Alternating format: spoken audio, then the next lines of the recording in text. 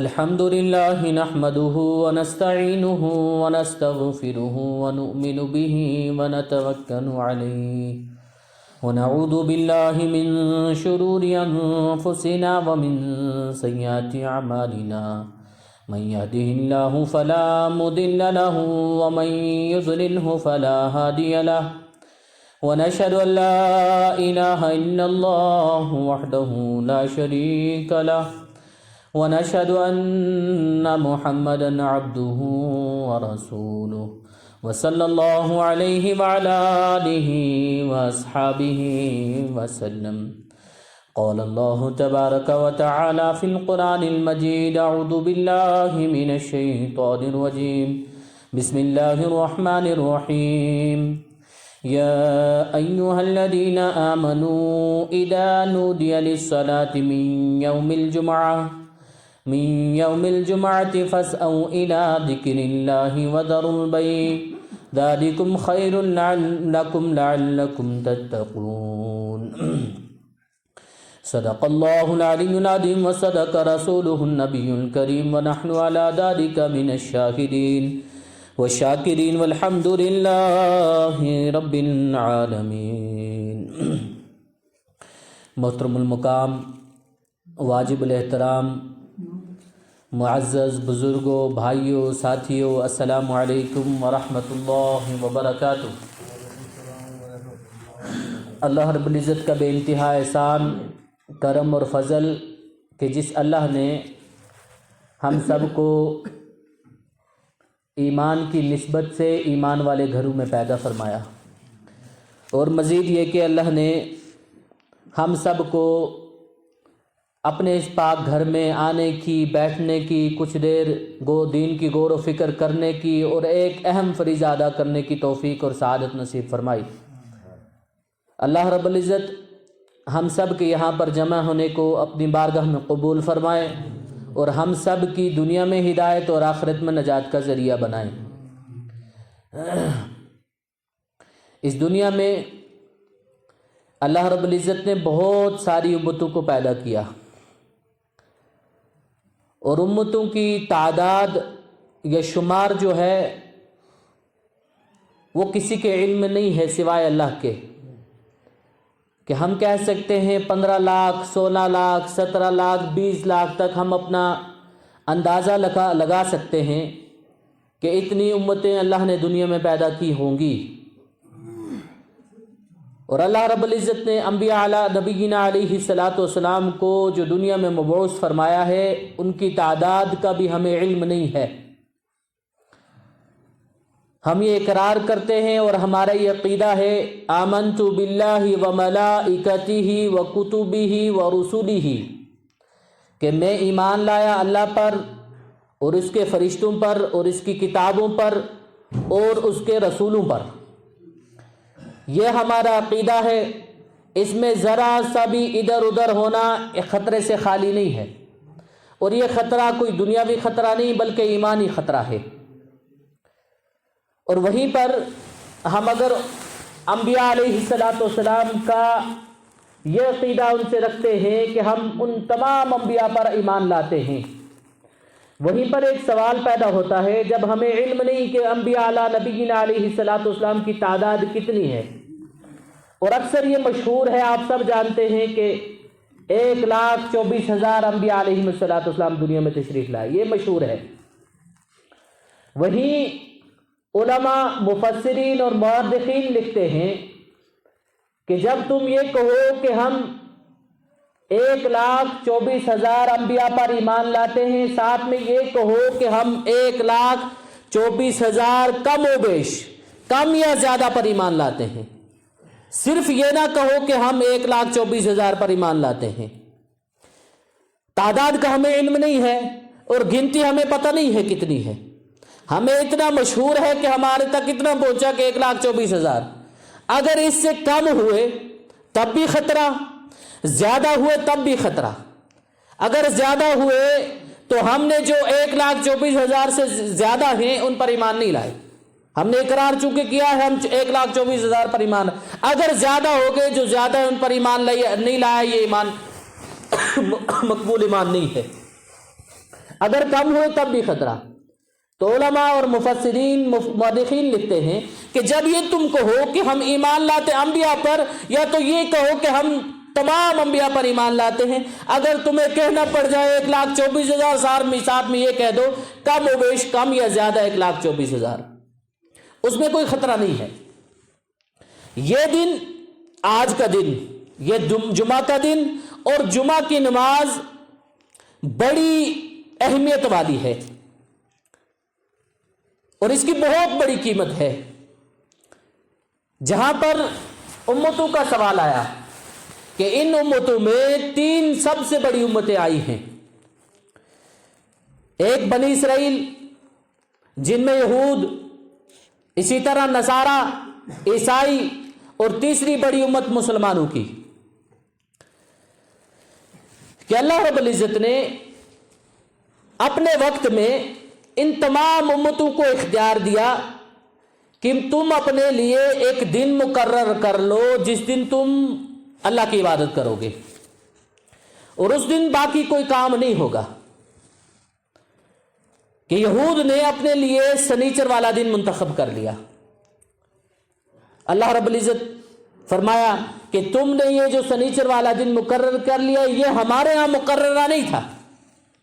جب تم نے اس کو مقرر کر لیا ہم تمہیں یہ سنیچر والا دن دیتے ہیں.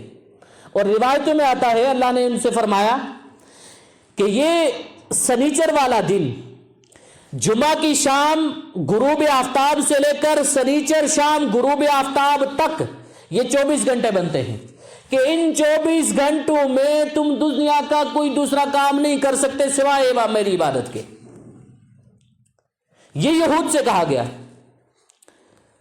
اب معاملہ کیا پیش آیا؟ انہوں نے جب مان بھی لیا کہ اپنے لیے ایک دن منتخب بھی کر لیا، اب معاملہ ان سے یہ پیش آیا کہ وہ باقی دنوں کی طرح، جس طرح باقی دنوں میں اور کام کرتے تھے، اب یہاں پر حکم تھا کہ سب کاموں کو چھوڑ کر تم نے اللہ کی عبادت کرنی ہے. یا انہوں نے ہیلے بہانے شروع کر دیے اور ہیلے بہانے سے مچھلیاں پکڑنی شروع کر دی. ایک مفصل واقعہ ہے، مختصر کر کے اصل موضوع دوسرا ہے کہ انہوں نے ہیلے بہانے کر کے مچھلیاں پکڑنی شروع کر دی. اور اللہ کی پکڑ کیسی آئی؟ کونوا قردۃ خاسئین، کہ ہم نے ان کو ذلیل بندر بنا دیا. یہ یہود کے ساتھ پورا دن ملا، حکم ہوا پورے دن عبادت کرنی ہے، کوئی دوسرا کام نہیں. ہیلے بہانے شروع کیے کہ اس دن ہم مچھلیوں کو جال ڈال دیں گے، دوسرے دن پکڑ لیں گے. اللہ نے پکڑ کر دی، اس کے سب کو بندر اور ذلیل بندر بنا دیا. قرآن کہتا ہے یہی پیشکش عیسائیوں کو کہ تم اپنے لیے کوئی دن مقرر کر لو کہ جس دن تم دوسرا کوئی کام نہیں کرو گے سوائے میری عبادت کے. کہ انہوں نے اپنے لیے اتوار کے دن کو منتخب کر لیا، مقرر کر لیا کہ ہم اس دن آپ کی عبادت کریں گے. اللہ رب العزت کی طرف سے جواب آیا کہ یہ دن ہمارے ہاں مقرر نہیں تھا، جو ہم نے دن چن کر کے رکھا ہوا ہے وہ دن یہ نہیں ہے. اب جب کہ تم نے چن لیا، تم سنڈے کو رکھنا چاہتے ہو تو رکھ لو. حکم یہی کہ اب اس دن تم نے اللہ کی عبادت کرنی ہے. اب یہی پیشکش مسلمانوں کو اور اس امت کو کہ تم اپنے لیے کوئی دن منتخب کر لو جس دن تم اللہ کی عبادت کرو گے. اب مسلمانوں نے اپنے لیے جمعہ کے دن کو مقرر کر لیا. روایتوں میں آتا ہے کہ اللہ کی طرف سے جو فرمایا گیا کہ یہ جو دن تم نے چنا ہے ہم نے بھی اس دن کو چن کر کے رکھا ہوا تھا کہ اس دن کو تم نے چن لیا، اب اس دن تم نے میری عبادت کرنی ہے. اب یہاں پر ایک سوال یہ اٹھتا ہے کہ یہود کو کہا گیا پورے دن عبادت کرنی ہے، کوئی دوسرا کام نہیں کرنا. عیسائیوں سے کہا گیا پورے دن عبادت کرنی ہے، دوسرا کام کوئی نہیں کرنا. اب مسلمانوں کو جب جمعہ کا دن ملا تو اب ان کو سوال یہ ہے کہ کتنا دن ہم نے عبادت کرنی ہے، ہم نے کس طرح عبادت کرنی ہے. اللہ کے نبی صلی اللہ علیہ وسلم فرماتے ہیں یہ امت اللہ کی لاڈلی امت ہے اور میں اللہ کا لاڈلا پیغمبر ہوں. کہ باقی امتوں کے اور اس امت میں فرق، بہت بڑا فرق ہے، اور شان کو لے کر کے فرق ہے، خصوصیت کو لے کر کے فرق ہے کہ اللہ نے اس امت کو جب لاڈلا رکھا اور لاڈلے کی امت میں رکھا تو اس کو بہت ساری شان اور بہت ساری خصوصیات دی. ان خصوصیات میں اللہ کے نبی صلی اللہ علیہ وسلم فرماتے ہیں کہ پہلی امتیں اگر ان کا یہود میں کوئی کسی کو قتل کر دیتا تو وہاں پر حکم یہ تھا کہ قتل کا بدلہ صرف قصاص، بدلہ، کہ دوسرا کوئی آپشن نہیں ملا ان کو کہ میں نے کسی کو قتل کر دیا، میرا کسی نے قتل کر دیا، اب صرف بدلہ یہ ہے کہ اس کا بدلہ لینا ہے، کوئی دوسری چیز دوسرا آپشن ہے ہی نہیں، معافی کا کوئی آپشن نہیں ہے۔ فرماتے ہیں کہ یہی عیسائیوں میں اگر وہ کسی کو قتل کر دیں تو اس پر کہ دیت لگے گی، یہ قتل کے بدلے طلب کی ہوئی دوسروں کی طرف سے، مقتولین کی طرف سے، جن کا قتل ہوا ہے ان کی طرف سے جو رقم طے ہوگی یہ دے دیں گے دیت میں اور معافی ہو جائے گی۔ فرمایا یہ چیز جب اس امت میں آئی تو اللہ نے کہ اگر تم کسی کو قتل کر دو یا تمہارا کوئی قتل ہو جائے اس امت میں تو اللہ نے فیصلہ طے کر دیا تم قصاص بھی، بدلہ بھی لے سکتے ہو، دیت دے کر کے معافی بھی لے سکتے ہو، آگے فرمایا معاف کر دو تو سب سے بہتر ہے، کہ تین آپشن اس امت کو ملے۔ پھر نبی اکرم صلی اللہ علیہ وسلم نے فرمایا کہ اس کی خصوصیت ایک تو یہ ہے کہ پہلی امتوں کو اگر کپڑا ناپاک ہو جایا کرتا تھا، کوئی غلاظت کوئی گندگی لگ جاتی ان کو کپڑا کاٹنا پڑتا تھا کہ کپڑا کاٹیں گے پاک صاف ہو جائیں گے، ناپاکی دور ہوگی۔ اس امت کو یہ شان ملی کہ کپڑا نہ کاٹو، اس جگہ کو دھو لو، تمہارا کپڑا پاک ہو جائے گا۔ تمہارے چپل پر تمہارے جوتوں پر غلاظت لگ گئی، پاخانہ پیشاب لگ گیا، چلتے چلتے زمین پر رگڑ دو، تمہارا جوتا تمہاری چپل پاک ہو جائے گی۔ یہ اس امت کو خصوصیات۔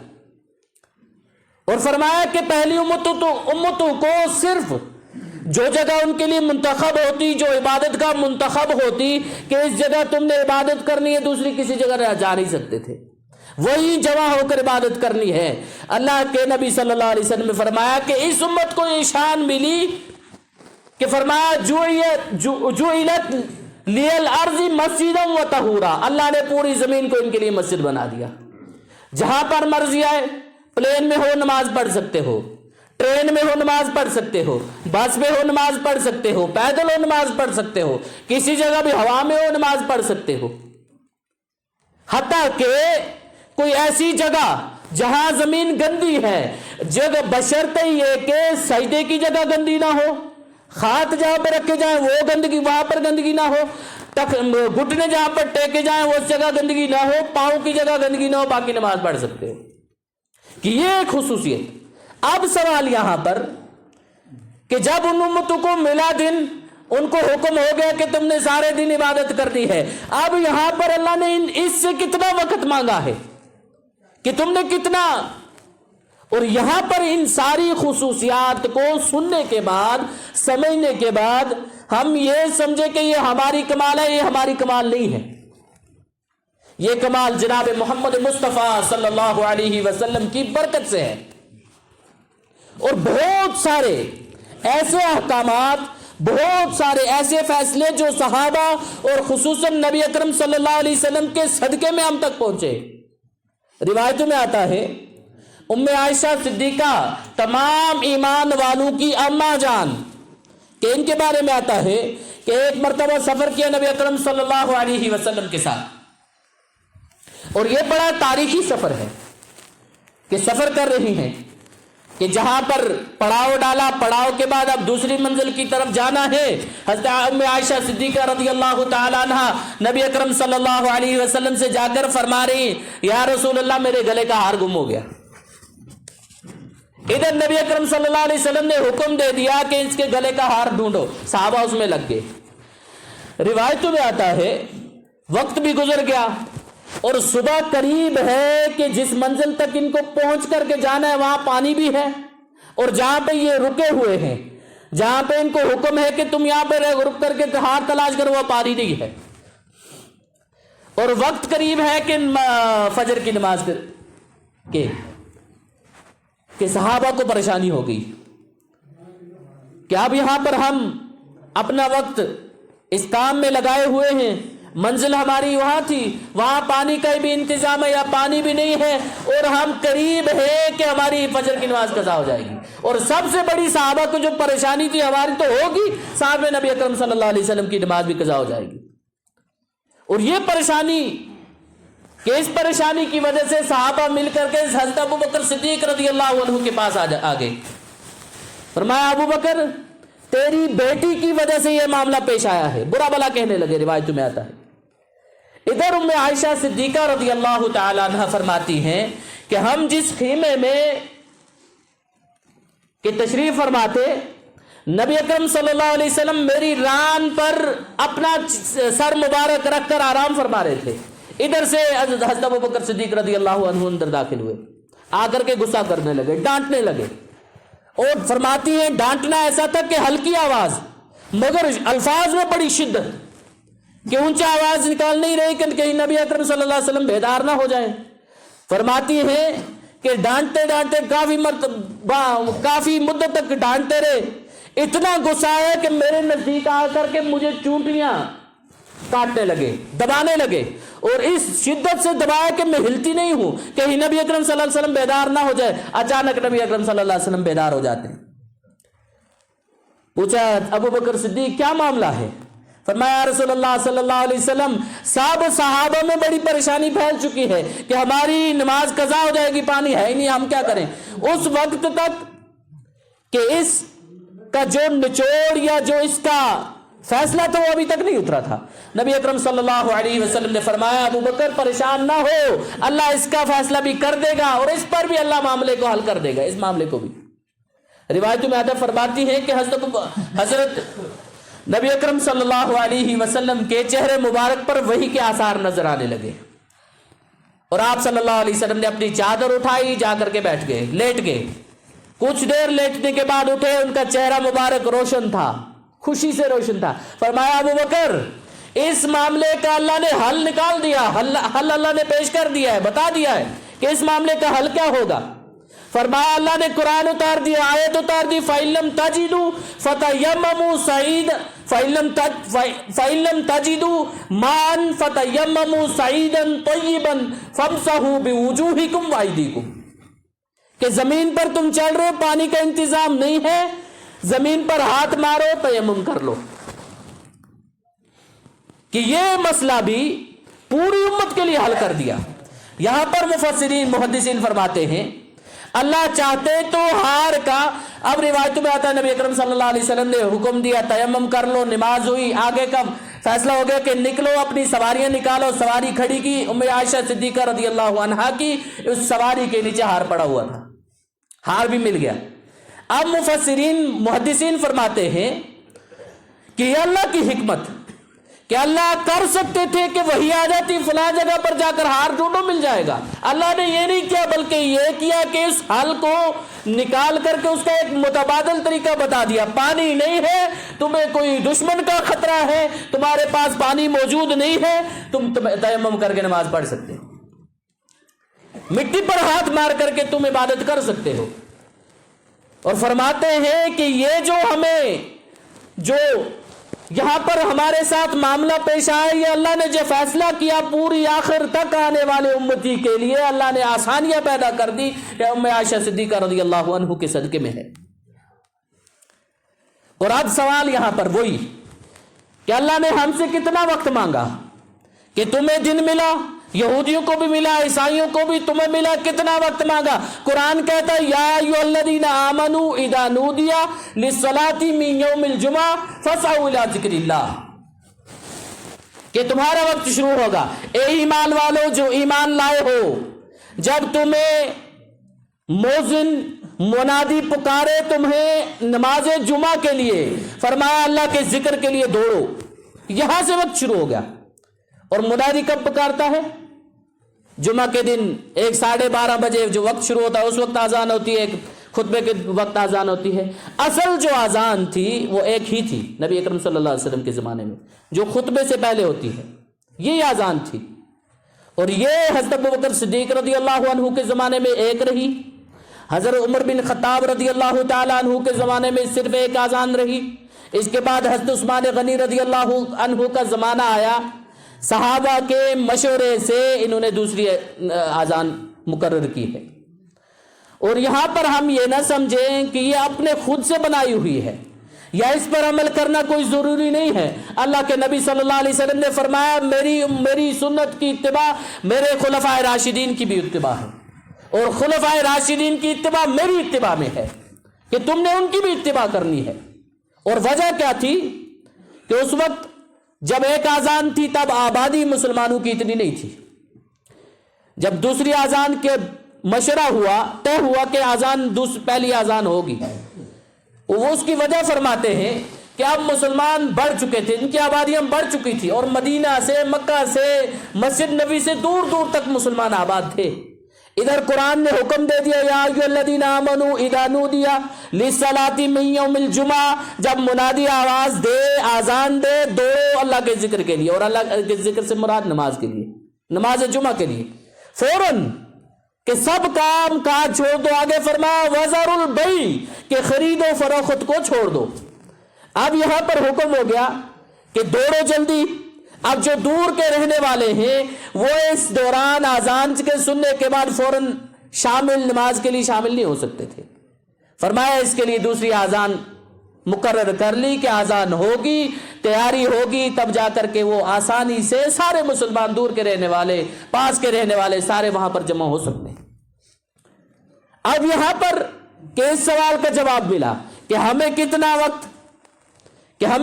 وقت ملا، کہ اللہ نے ہم سے کتنا وقت مانگا کہ اتنے وقت تم عبادت کرو۔ فرمایا ہمیں صرف اذان ہوگی جمعہ کے دن، جمعہ کی اذان ہوگی اس وقت سے لے کر نماز کے مکمل ہونے تک، کہ تم دو مسجد کی طرف آ جاؤ، نماز ادا کرو۔ جب نماز مکمل ہو جائے فَإِذَا قُضِيَتِ الصَّلَاةُ فَانتَشِرُوا فِي الْأَرْضِ وَابْتَغُوا مِن فَضْلِ اللَّهِ، کہ جب تم نماز پڑھ چکو کہ اللہ کی زمین پر پھیل جاؤ اور اللہ کے فضل کو تلاش کرو، اور اللہ کا فضل کے رزق اللہ کی زمین سے تلاش کرو۔ کہ حکم ہے کہ اذان ہو جائے، کاروبار چھوڑو، بند کر دو، آ جاؤ مسجد کی طرف۔ حال ہمارا کہ ہم مسجدوں کی آس پاس کی دکانیں اس وقت وہ کرتے ہیں، کھول کر کے رکھتے ہیں۔ وجہ یہ کہ یہاں لوگ آتے ہیں مسجد کی طرف، یہ ہمارے کسٹمر بن جائے گا، ہمارا کچھ اضافہ ہو جائے گا ہماری تجارت میں، ہمارے مال میں برکت ہو جائے گی۔ اور جس کو یہ کسٹمر، یہ دکاندار سمجھتے ہیں، یہاں پر کوئی دکاندار ناراض نہ ہو، یہاں ہمارا حال ایسا ہو چکا ہے۔ اور اکثر تو یہ دیکھا جاتا ہے کہ میری بات، میری غلطی مجھے سنائی دے، میں اپنے کان پر ہاتھ رکھ لیتا ہوں، یہ شاید میری غلطی نہیں ہے، دوسرے کے بارے میں بات ہو رہی ہے۔ ہم بھی یہی سمجھیں کہ میں کاروباری، میں دکاندار نہیں ہوں، دوسرے کے بارے میں بات ہو رہی۔ یہ اصل جو یہاں پر آنے والے لوگ، یہ کسٹمر نہیں ہے اس دکاندار کے، یہ اللہ کی مسجدوں کو آباد کرنے والے لوگ ہیں، جن کو وہ لوگ اپنا کسٹمر سمجھ کر کے اپنی تجارت کو برباد کر رہے ہیں۔ کہ ادھر حکم ہے اپنی تجارت بند کر دو، علماء فرماتے ہیں اس دوران تجارت کرنا، کوئی کمائی کرنا، فرمایا یہ بہتر بھی نہیں ہے، اور فرمایا یہاں تک علماء فرماتے ہیں یہ چیز کرنا حرام ہے۔ کے دوران میں اب حرام مال، ناجائز مال جب جائز مال میں مل جائے، اس جائز مال کی بھی ستیاناسی ہو جاتی ہے، اور سارا کا سارا مال، کہ ہمیں یہاں پر پتہ چل گیا، سوال کا جواب مل گیا کہ ہم سے کتنا وقت مانگا جا رہا ہے کہ تمہیں اذان سنائی دے، تم مسجدوں کی طرف آ جاؤ، کاروبار بھی چھوڑ دو، اپنے کام کاج بھی چھوڑ دو، آ جاؤ اللہ کے ذکر کے لیے، نماز مکمل ہو جاؤ۔ اب حکم ہے کہ یہاں مت بیٹھو، یا تسبیح لے کر کے تمہیں عشاء تک، مغرب تک، عصر تک بیٹھنے کی ضرورت نہیں ہے، نماز مکمل ہو جائے نکل جاؤ، اور اللہ کی زمین پر پھیل جاؤ، اللہ کا رزق تلاش کرو زمین سے، کہ یہاں ہمیں بیٹھنے کی۔ جس طرح یہودیوں کو پورا دن کہ سنیچر چنا، جمعہ کی شام سے سنیچر شام تک کوئی دوسرا کام نہیں کر سکتے تھے، اور کیا انہوں نے مچھلیاں پکڑی، کیسے ہیرے بہانے کر کے کہ ہمیں پکڑ بھی نہ ہو، کہ ہم مچھلیاں پکڑ لیں، جال ڈال دی پہلے دن، دوسرے دن پکڑتے تھے۔ وجہ یہ ہوئی اس پر عذاب مسلط، اللہ نے ان کی پکڑ کی، ان کو کونوا قردۃ خاسئین، ذلیل بندر بنا دیا ان کو۔ اور ہمارے لیے کیا معاملہ کہ زیادہ رکومت، اس کی وجہ کیا ہے کہ ہم بڑھاپے میں آئی ہوئی امت ہے، اور نبی اکرم صلی اللہ علیہ وسلم نے فرمایا یہ بڑھاپے میں آئی ہوئی امت کہ اللہ کی بڑی لاڈلی امت ہے، بڑھاپے کا مطلب آدم علیہ نبینا علیہ الصلوۃ والسلام سے لے کر حضرت نوح علیہ نبینا علیہ الصلوۃ والسلام کا جو زمانہ تھا، یہ زمانہ بچپن کا زمانہ تھا. یعنی یہاں اس زمانے میں کوئی شرعی احکام ان پر نازل نہیں ہوا ہے، ان پر شرعی کوئی احکامات نہیں اترے ہیں. بس یہی تھے، کھیتی باڑی تم نے کیسی کرنی ہے، روزی تم نے کیسے کمانی ہے، وہ ذرائع کیا ہوں گے، گھر بار تم نے کیسے بسانا ہے، یہی کچھ چیزیں تھی. وجہ یہ کہ وہ بچپن کا زمانہ ہے اور بچے اس چیز کے مکلف نہیں ہوتے. فرمایا کہ حضرت نوح علیہ نبینا علیہ الصلوۃ والسلام کے بعد حضرت ابراہیم علیہ نبینا علیہ الصلوۃ والسلام تک کا جو زمانہ ہے یہ جوانی کا زمانہ ہے. اور جب انسان بچہ جوان ہو جاتا ہے وہ مکلف ہو جاتا ہے. اب غلطی کرے پکڑ اسی کو ہوگی. پہلے بچہ تھا، غلطی کرے پکڑ اس کے باپ کی، پکڑ اس کی ماں کی. اب اس کو نہیں، اب یہ مکلف ہو چکا ہے، غلطی کرے خود اس کو پکڑ ہوگی. نوح علیہ نبینا علیہ الصلوۃ والسلام سے لے کر ابراہیم علیہ نبینا علیہ الصلوۃ والسلام تک جن امتوں نے غلطیاں کی، اللہ نے ان پر عذاب بھی نازل کیے، ان کی پکڑ بھی کی. اور حضرت ابراہیم علیہ نبینا علیہ الصلوۃ والسلام کا فرمایا دنیا میں بڑھاپے کی شروعات حضرت ابراہیم علیہ الصلوۃ والسلام سے ہوئی ہے، کہ پہلے انسان کائنات میں پوری دنیا میں کہ اللہ نے جن کی داڑھی کو سفید کیا ہے. اس سے پہلے کوئی بندہ کہ کسی کی داڑھی کوئی بال بھی سفید بڑھاپا آیا ہی نہیں تھا. ابراہیم علیہ نبینا علیہ الصلوۃ والسلام سے بڑھاپے کی شروعات. اور یہاں فرمایا کہ ہم یہ امت بڑھاپے کی انتہا میں آئے ہوئے ہیں، بڑھاپے کی بھی انتہا میں یعنی آخر. اور بوڑھوں کے لیے کیا فائدہ کہ کام کم اور شاباش اس پر زیادہ. کام کم تم نے کرنا ہے، شاباش اور اجرت تمہیں زیادہ ملنی ہے. اللہ نے اس بڑھاپے کی لاج رکھتے ہوئے اس امت کو کہ تم 5 نمازیں پڑھو 50 کا ثواب دوں گا. اور فضیلت اتنی، فرمایا کہ تم 30 روزے رکھو، ساتھ میں شوال کے 6 روزے رکھ لو، ایسا جیسے تم نے پورے سال کے روزے رکھ لیے. کہ اتنی بڑی شان کہ فرمایا تم ایک ہاتھ سے زکات تو دوسرے کو پتہ نہ چلے، تمہارے مال کو ایسے بڑھا دوں گا جیسے کھجور کا دانہ بڑھا کر کے احد پہاڑ کے برابر کر دیا، ایسا کر دوں گا. اور فرمایا کہ حج اخلاص کے ساتھ حج کرو، عرفات سے ایسے واپس کروں گا جیسے آج ہی تم پیدا ہوئے ہو. کہ یہ شان کہ ہم بڑھاپے کی عمر کو ہیں، ہمیں اللہ نے بڑی نوازشیں ہم پر کی ہیں. اور نوازشوں کی وجہ اللہ کے نبی صلی اللہ علیہ وسلم ہیں کہ جن کی وجہ سے ہمیں. اور اب یہ مختصر سی عبادت کرنے پر ملے گا کیا؟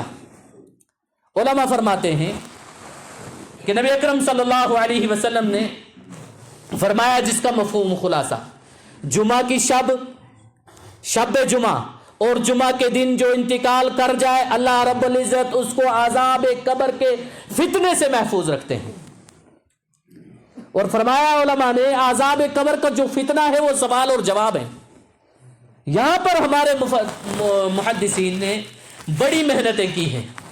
ہم تک جو دین پہنچا ہے کہ بہت ساری چیزیں ایسی تھی جو ہم تک اس حالت میں پہنچتی ہم سمجھ نہیں سکتے تھے، اس کو آسان کر کے سمجھانے کے لیے ہم تک پہنچائی ہیں. مولا علی قاری رحمۃ اللہ علیہ ایک بڑے محدث گزرے ہیں، ان کے بارے میں آتا ہے جہاں پر یہ حدیث لکھی اس کے ذیل میں ایک سوال قائم کیا ہے. وہ سوال یہ کہ آیا کہ جمعہ کے دن جو ہمیں مہلت ملی ہے کوئی مر جائے سوال و جواب نہیں ہوگا؟ کہیں ایسا تو نہیں یہ سوال جواب سنیچر والے دن ہو جائیں کہ جمعہ ٹال کر کے سنیچر کو پکڑ لے فرشتے، من ربو کا، من دینو کا، من نبیو کا. اس کے آگے انہوں نے جواب بھی خود لکھا، اور جواب ایسے ہی نہیں لکھا، دلیلوں کے ساتھ لکھا ہے. اور دلیل کیا لکھی؟ خاطب ابن ابی بلتا رضی اللہ تعالیٰ عنہ ایک بڑے صحابی رسول گزرے ہیں، اور یہ بدری صحابی میں شامل میں ہیں. روایتوں میں آتا ہے کہ ہجرت کے بعد کفار مکہ کے جو ظلم ایمان والوں نے برداشت کی ایک انتہا ہوئی. اب اللہ نے مسلمانوں کو عروج بخشا، بہت سی جنگیں ہو گئی، مسلمانوں کو اللہ نے بڑا عروج بخش دیا، قوت بھی دے دی. ان کے پاس بڑے لاؤ لشکر بھی آ گئے اور بڑے بڑے جرار لشکر ان کے پاس ہو گئے. روایتوں میں آتا ہے کہ فتح مکہ سے پہلے جب نبی اکرم صلی اللہ علیہ وسلم ایک لشکر تیار کر رہے ہیں اس لشکر میں بڑا جرار لشکر ہے، بڑے بڑے صحابہ ہیں. روایتوں میں آتا ہے یہ خاطب بن ابی بلتا رضی اللہ تعالیٰ عنہ، ان کے بارے میں آتا ہے کہ انہوں نے ایک خط لکھا ہے، اور خط لکھا کفار مکہ کے لیے. خط میں یہ لکھا کہ کفار مکہ تم خبردار ہو جاؤ، اللہ کے نبی صلی اللہ علیہ وسلم ایک بہت بڑا جرار لشکر تیار کر رہے ہیں تمہارے ساتھ مقابلہ کرنے کے لیے اور تم سے لڑنے کے لیے. اور آگے لکھا ہے کہ تم ان کا کچھ بگاڑ نہیں پاؤ گے، اگرچہ صرف نبی اکرم صلی اللہ علیہ وسلم آ جائیں مکہ پر چڑھائی کر دیں تم ان کا بھی کچھ نہیں بگاڑ پاؤ گے. یہ خط ایک لکھا ہے. خط لکھ کر کے ایک عورت مکہ سے مدینہ آئی ہوئی تھی، اس کے ہاتھ میں دے دیا کہ جا کر کے کفار مکہ کو دے دینا، ابی سفیان یہ بڑے بڑے جو کفار تھے اس وقت ان کو دے دینا. روایتوں میں آتا ہے کہ اللہ نے نبی اکرم صلی اللہ علیہ وسلم کو اس واقعے کی خبر دے دی کہ اس طرح کا معاملہ ہے، آپ کے صحابی نے خط لکھا ہے، فلاں عورت کو دیا ہے، عورت اس جگہ پر آپ کو ملے گی.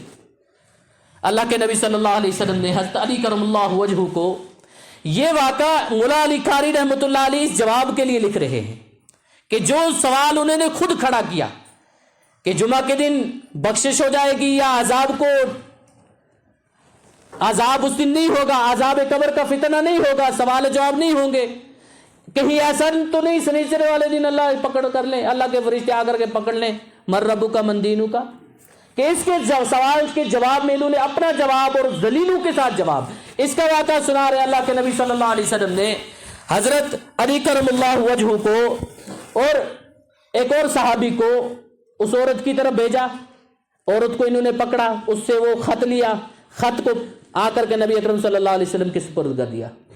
آپ صلی اللہ علیہ وسلم نے خط پڑھا. خط پڑھنے کے بعد خاطب بن ابی بلتا کی طرف متوجہ ہوئے فرمایا خاطب یہ کیا مسئلہ ہے کہ تم نے ایسا کیوں کیا کہ تم نے ہمارے راز کو فاش کر دیا.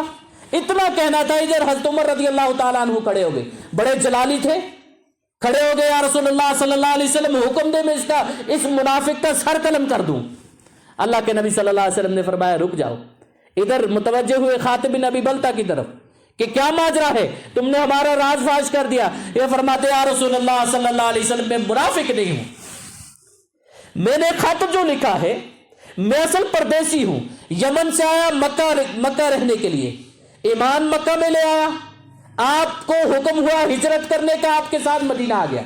جب میں مدینہ آیا ہوں اپنے گھر والوں کو مکہ میں چھوڑ کر کے آ گیا ہوں، میں پردیسی ہوں یہاں کے لیے. اور جو میں نے خط لکھا ہے یہ کوئی راز فاش کرنے کے لیے نہیں لکھا یا آپ کی جاسوسی کرنے کے لیے، ان کے لیے جاسوسی کرنے کے لیے نہیں لکھا، یہ صرف اس لیے لکھا ہے کہ میں پردیسی ہوں، میرے بچے مکہ میں ہیں، کہ میں خط لکھ کر کے ان کفار مکہ پر احسان کر دوں کہ وہ اس احسان کے بدلے میرے بچوں کو معاف کر دیں اور میرے بچوں پر ظلم نہ کریں. صرف اس وجہ سے لکھا ہے، کوئی منافقت کے لیے نہیں لکھا. ادھر نبی اکرم صلی اللہ علیہ وسلم فرماتے ہیں کہ اس نے سچ کہا. حضرت عمر رضی اللہ تعالیٰ عنہ پھر کھڑے ہوئے یا رسول اللہ صلی اللہ علیہ وسلم حکم دے اس منافق کی گردن اتار دو. اللہ کے نبی صلی اللہ علیہ وسلم نے فرمایا کہ عمر کیا تم نہیں جانتے کہ یہ بدری صحابی ہے؟ حضرت عمر بن خطاب رضی اللہ عنہ نے فرمایا نام یا رسول اللہ، کہ ہاں میں جانتا ہوں یہ بدری صحابی ہے. اور بدری صحابہ کے بارے میں بہت سارے فضائل آئے ہوئے ہیں کہ اللہ نے ان کو ایک فضیلت یہ بخشی ہے، ایک خصوصیت یہ بخشی ہے کہ آئندہ بدری صحابی کے لیے کہ آئندہ کبھی بھی فیوچر میں تم سے کوئی غلطی ہو جائے میں ایڈوانس میں نے اس غلطی کو معاف کر دیا، کہ آئندہ اگر تم سے کوئی غلطی ہو جائے میں اس کو بھی میں معاف کر دیتا ہوں.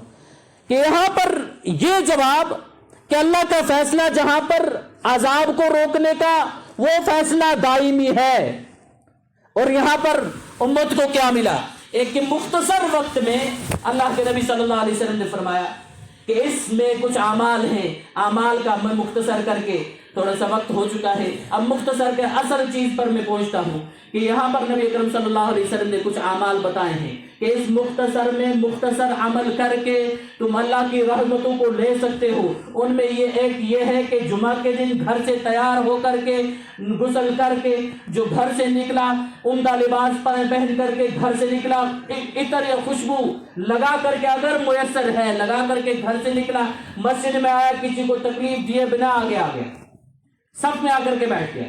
یہاں پر ایک چیز کہ کسی کو تکلیف دیے بنا، اس کا مطلب یہ ہے کہ صفوں کو پھلانگنے کے بغیر جس طرح ہم کرتے ہیں.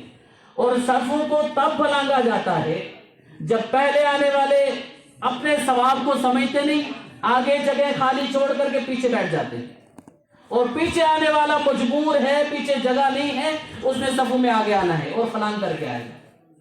کہ ہم اس پھلانگنے والے کو، کہ جس کے بارے میں اللہ کے نبی صلی اللہ علیہ وسلم نے فرمایا کہ وہ تکلیف دیے بغیر آگے آ جائے، کسی کو تکلیف نہ پہنچائے، ہم اس کو خود مجبور کرتے ہیں کہ تو ہمارے اوپر سے ہماری گردنوں کو پھلانگ کر کے آگے جائے. اس کو گناہگار بنایا، ہم بھی اس میں برابر کے شریک ہیں کہ ہم نے اس کو مجبور کیا ہے گناہ کرنے پر. اور اللہ کے نبی صلی اللہ علیہ وسلم نے فرمایا جو اس طرح کرے گا اللہ رب العزت اس کے پچھلے گناہوں کو معاف فرما دیں گے. جمعہ سے لے پچھلے جمعہ سے اس جمعہ تک تمام گناہوں کو معاف فرما دیں گے. اور بہت سارے فضائل ہیں. وقت چونکہ اب ختم ہو چکا ہے، میں اس پر کچھ چیزیں کہ اللہ کے نبی صلی اللہ علیہ وسلم نے یا ہمیں جو فضائل اس دن کے بتائے ہوئے ہیں کہ اس دن میں کیا کیا ملنے والا ہے اور کون کون سی رحمتیں اللہ کی طرف سے اترتی ہیں، وہیں پر اللہ کے نبی صلی اللہ علیہ وسلم نے کچھ وعیدیں بھی بیان کی ہیں. اور وعیدوں میں سب سے بڑی وعید یہ ہے، اللہ کے نبی صلی اللہ علیہ وسلم نے فرمایا جس کا مفہوم خلاصہ بغیر کسی عذر کے جو جمعہ چھوڑ دے، اللہ کے فرشتے اس کو ایسی کتاب میں منافق لکھ دیتے ہیں جس کتاب سے مٹایا نہیں جا سکتا. ایسی کتاب میں اس کو منافق لکھ دیا جاتا ہے. اور فرمایا کوئی عادی بن گیا جس نے 3 جمعے مسلسل 3 جمعے بغیر کسی عذر کے چھوڑ دیے، فرمایا اللہ اس کے دل پر ایک مہر لگا دیتا ہے. اور اللہ کے نبی صلی اللہ علیہ وسلم نے فرمایا جس کا مفہوم خلاصہ کہ جو لوگ جمعہ کی نماز پڑھنے کے لیے نہیں آتے، میرا دل کرتا ہے میں ان کے گھروں پر جاؤں اور ان کے گھروں کو آگ لگا دوں. کہ ہم کہ بغیر کسی عذر کے سفر میں ہجر میں بیٹھے ہوئے ہیں، گھر میں بیٹھے ہوئے ہیں، خاص کر ہمارا نوجوان طبقہ، ہم اس کی فکر کریں کہ ہم کرکٹ کے لیے، ہم دوسرے فحاشی اور عریانت کے سامان جمع کرنے کے لیے ہم جمعہ کی نماز کو چھوڑ دیتے ہیں اور اس کو ہم ہلکا سمجھتے ہیں. اللہ رب العزت ہم سب کو اس جمعہ کی، اس دن کی ہم کو فضیلتوں کو سمجھ کر اس پر عمل کرنے کی توفیق نصیب فرمائے. اللہ رب العزت اس مختصر وقت میں ہم سب کو وہ رحمتیں عطا فرما دے، وہ برکتیں عطا فرمائے، وہ مغفرتیں عطا فرمائے جس کے بارے میں اللہ کے نبی صلی اللہ علیہ وسلم نے فرمایا وآخر دعوانا ان الحمدللہ رب العالمین. جہاں پر خالی جگہ ان کو پہلے ہی پر کر دیں. اور خطبے کے دوران یہ اصل خطبہ ایک چیز میں کہہ دوں اور اکثر کہتا ہوں، عام طور پر ہم پڑھتے ہیں بغیر جمعہ کے دن 4 رکعت نماز، ظہر کی 4 رکعت نماز ہوتی ہے، جمعہ کے دن 2 رکعت نماز. علماء فرماتے ہیں کہ یہاں پر آ کر یہ جو خطبہ ہوتا ہے، ابھی جو اذان کے بعد جو عربی خطبہ ہوتا ہے، اس کا اتنا بڑا مقام ہے کہ اللہ نے اس کو 2 رکعتوں کے مقام بنا دیا ہے. 2 رکعتیں ہم نہیں پڑھتے، 2 پڑھتے ہیں 2 نہیں پڑھتے، ان 2 نہیں پڑھنے والوں کے مقام اس کو خطبے کو بنا دیا. ہم خطبے کو غور سے سنیں. اور ایک چیز ہم اس کے دوران مسجد اکثر مسجدوں یہاں پر بھی ہوتا ہے کہ مسجد خطبے کے دوران چندہ شروع ہو جاتا ہے یا ایک بات کرتا ہے دوسرا اس کو اشارے سے روکتا ہے. یہاں حکم اللہ کے نبی صلی اللہ علیہ وسلم نے فرمایا کہ جس کا مفہوم خلاصہ امام خطبے کے لیے کھڑا ہو جائے، تم نے نماز بھی نہیں پڑھنی اور تم نے کلام بھی نہیں کرنا. اب کوئی اگر بات کر رہا ہے ہم اس کو اشارے سے بھی نہیں روک سکتے. اللہ رب العزت عمل کی توفیق نصیب فرمائے.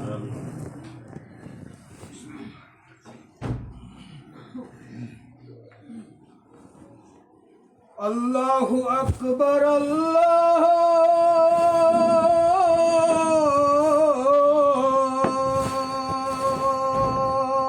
اکبر اللہ اکبر